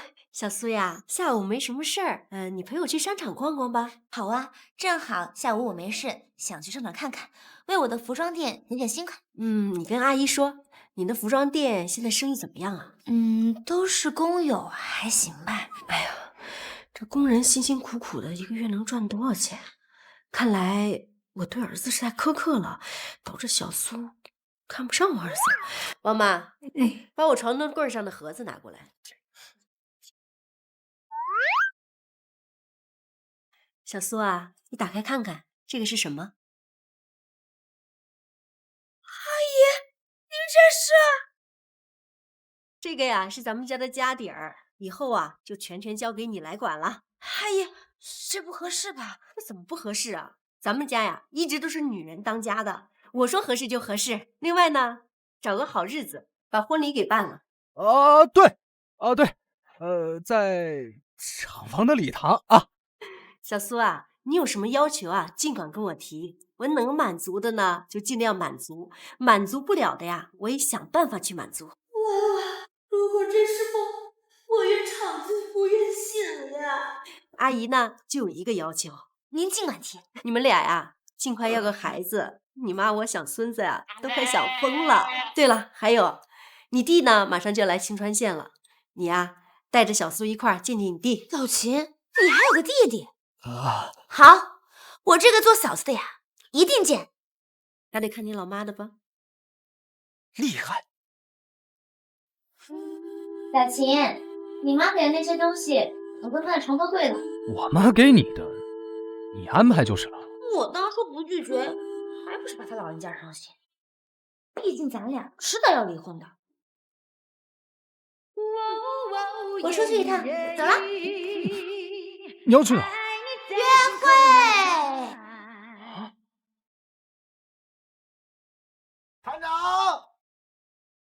厂长啊，出大事了！厂里又出什么事儿了？不是厂里，是夫人跟别人约会去了。你说啥？他们去哪儿了？就在厂旁边。走。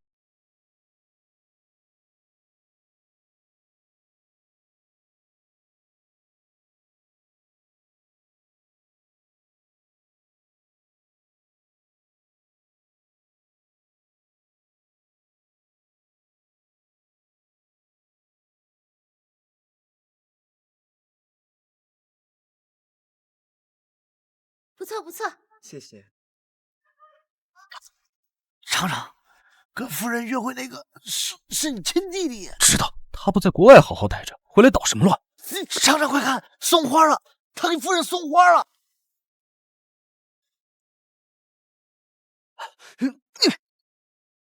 哎，哥，你回国不在家好好陪妈，谁让你来厂里的？从今天开始，在厂里门口挂一个牌，非厂内员工不得入内。是，不好意思，打罪了。哎，哥，我歌还没唱完呢，回去给妈唱吧。老秦，刚刚那个是你弟弟啊？他拉手风琴的样子比你帅多了。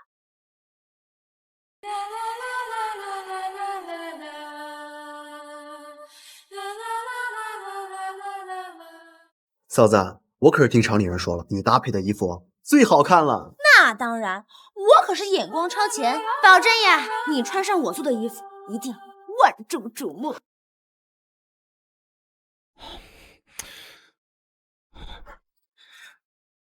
东西买来了没有啊？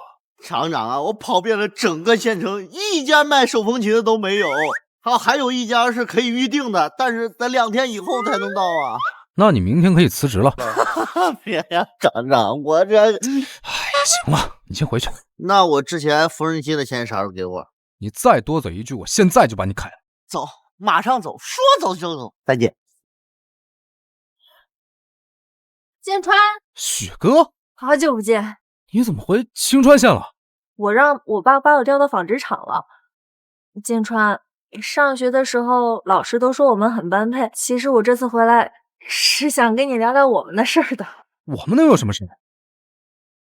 建川，我知道你不好意思说喜欢我，不过没关系的，我知道你喜欢我就行了。你别乱说，我什么时候说过喜欢你的？你还不承认？上学的时候，你总是帮我在教室里边梳头发。我想你是误会了，你坐在我前面，你又不洗头，挡住我看黑板了。而且我现在已经结婚了，她是一个很优秀的女孩。你说什么？你已经结婚了？哎，老秦，你怎么在这儿？天太晚了，我来接你回去。不用的，哥，我不是在这儿呢吗？我送嫂子回家也一样。我媳妇儿我自己会送。你就是和江山结婚那个女工？这是我上学时候的同学，好像叫刘哥。我叫许哥。你放开，你这种女工根本配不上建川哥。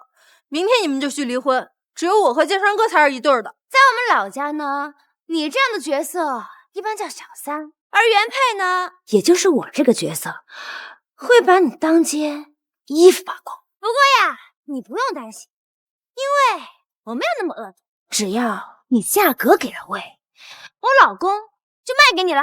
真的？真的？那还有假？请吧，贵客。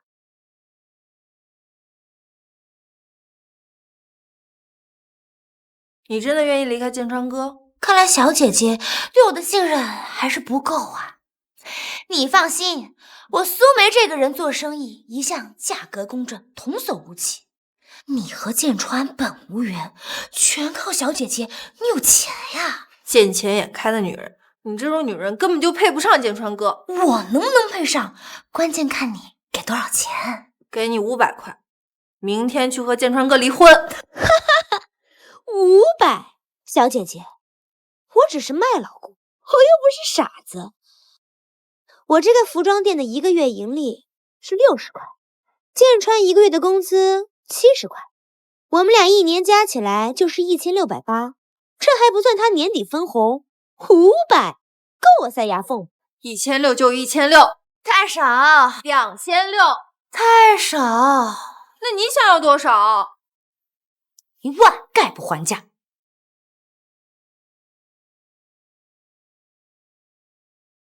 1万就1万，这是我爸的工资卡。明天你就去和建川哥离婚。密码在后面写着呢。好，就这么愉快的决定。这可是你说的啊！明天一大早我就去民政局门口等着你们。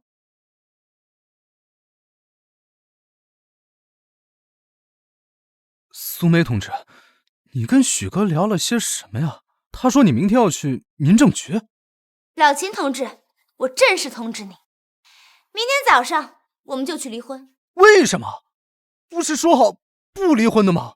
主要是金钱的诱惑太大了。老秦，你看，你值1万呢。这是许哥给你的？对呀，他出巨款让你跟我离婚。哎呀，这可是1万呢，我们要赚10年才能赚回来。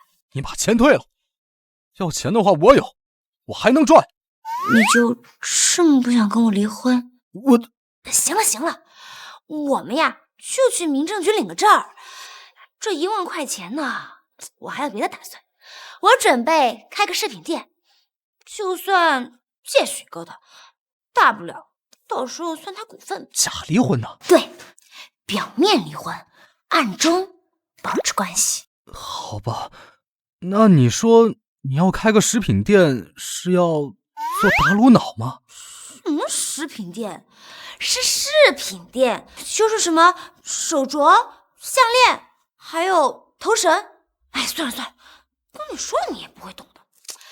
总之，你记住，我靠它能赚大钱。好吧，我答应你。但是我们离婚以后，我还能回家住吗？当然可以啊。好。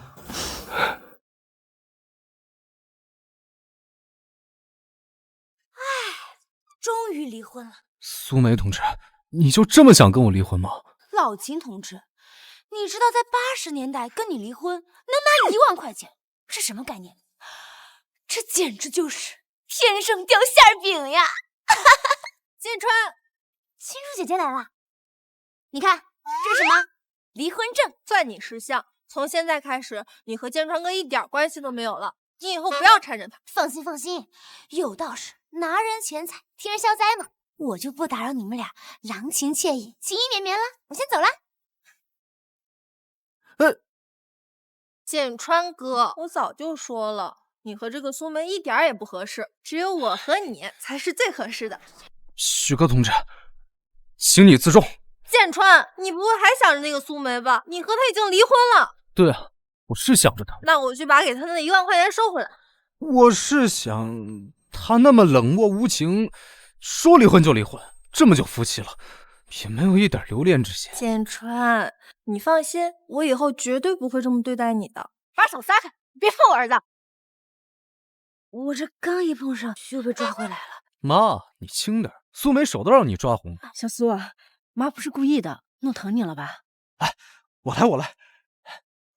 哎呀，你轻点儿，别弄疼我儿媳妇了。你们够了！阿姨，苏梅和建川他们已经离婚了，现在和建川在一起的人是我，我是徐哥，你应该听说过我的。知道，你不就是大院许家的独女吗？你妈在纺织厂当副厂长，你爸呢是市委的什么领导？哎，不过你怎么说也算是千金大小姐，怎么盯着我儿子这个有妇之夫不放呢？阿姨，他们已经离婚了。打住，他们离婚了？真的，他们连离婚证都领了。离婚证？那不就是一张纸吗？我才是这个家的一家之主。我说他们没离婚，他们敢离婚吗？再说了，这不就是民政局吗？走，把离婚证给我换了去。阿姨，叫什么阿姨啊？叫妈。阿姨，我和建川其实是……哎呀，你想创业，为什么不跟我说呢？再说我都把家底交给你了，你为什么为钱的事儿委屈自己呢？那是您的底气，我不能要，我要靠我自己双手挣钱。你们真的是假离婚？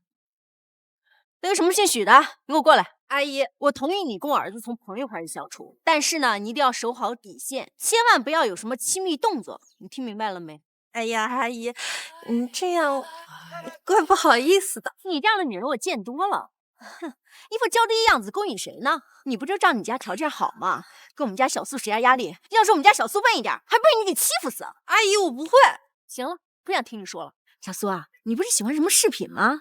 我知道前面有家饰品店特别好，走，带你去看看。我也去。那我也去。你不是要回纺织厂吗？先回去啊！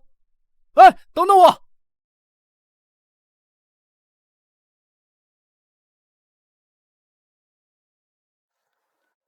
你把那1万块还回去了？还回去了呀。谁叫我这么有魅力？你妈宁可让你离婚之后单身，也不让你那个优秀女同学当你媳妇儿。我看你雪花膏快用完了，给你买了个新的。哇，不错，好香啊！喜欢的话，我可以跟你多买几盒，不过你要答应我一个条件。就用你1瓶雪花膏，你还守上我？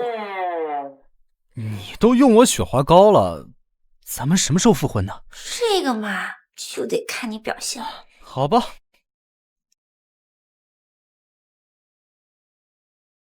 这是什么？这是白阿姨送过来的，说是衣服。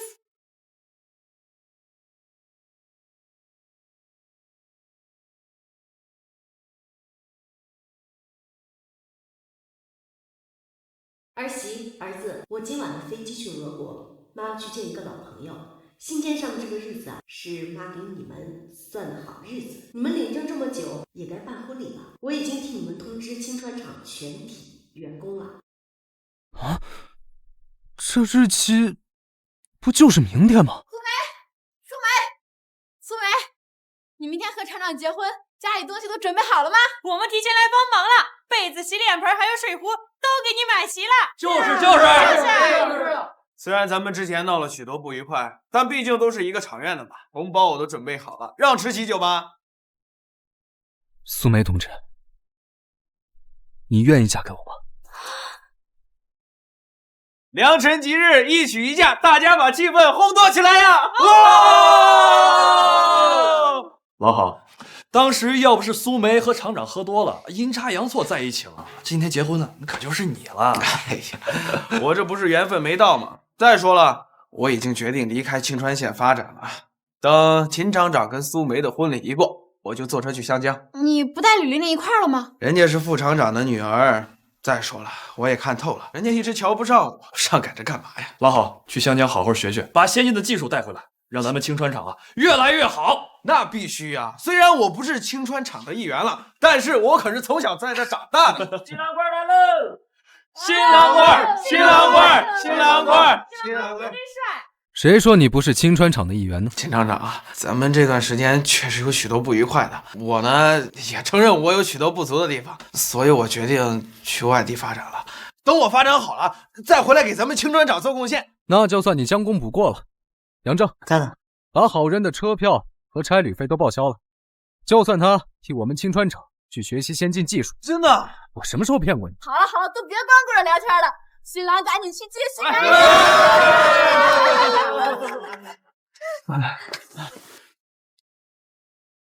苏梅同志，我来了。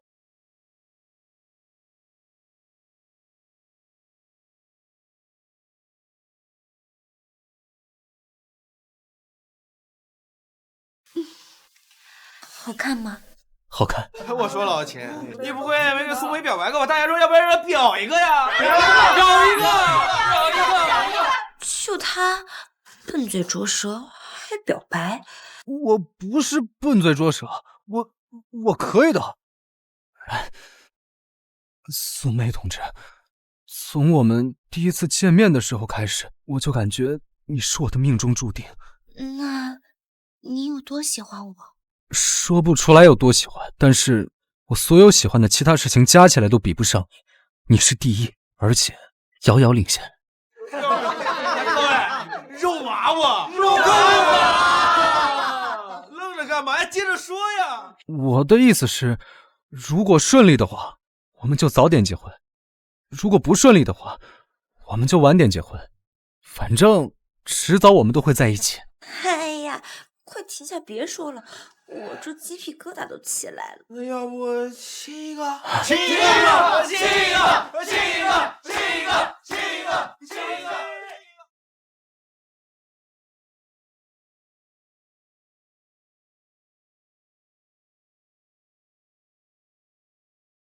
是你！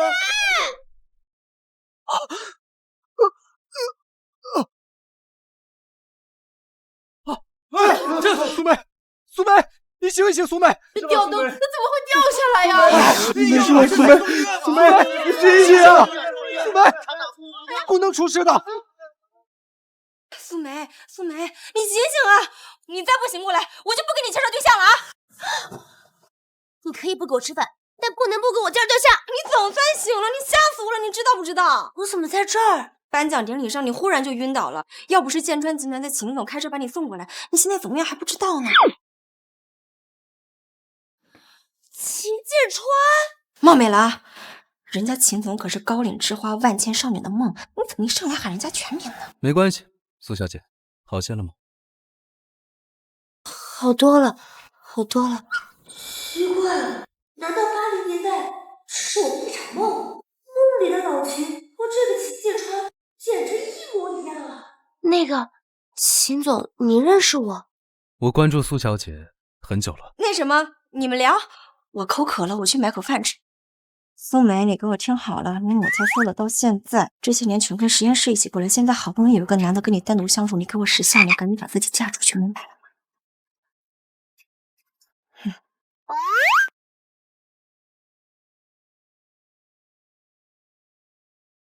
听说苏小姐是单身？对，这些年我一直在为祖国的科研事业做奋斗，所以还是单身。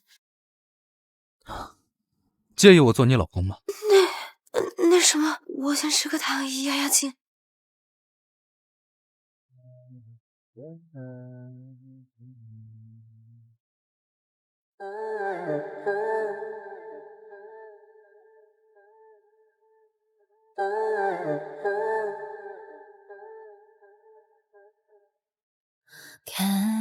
看上去是我们的游戏，不知道是什么事。吃了我的棒棒糖，就是我的人了。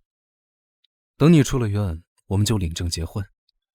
这也太快了吧！你不愿意？我，你入心我入眼，你善良我皎洁，夜空下是我们望半天配的画